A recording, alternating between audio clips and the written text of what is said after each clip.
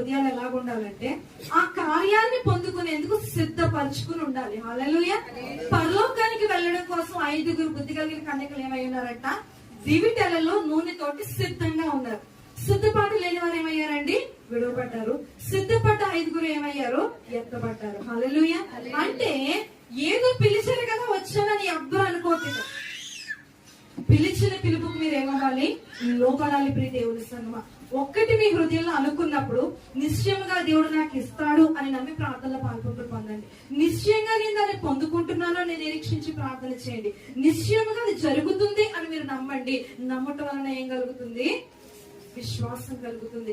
ఎప్పుడైతే నువ్వు విశ్వసిస్తావో ప్రియ దేవుని సంగమా, నీ జీవితంలో ఆ విశ్వాసమే కార్యం జరిగిస్తుంది. దేవుడు అంటున్నాడు కదా, అమ్మా నీ విశ్వాసమే నేను స్వస్థపరిచింది. హల్లెలూయా. ఇదిగో ప్రియ దేవుని కుమారుడా కుమార్తె, నీ విశ్వాసమే నేను స్వస్థపరచబోతుంది.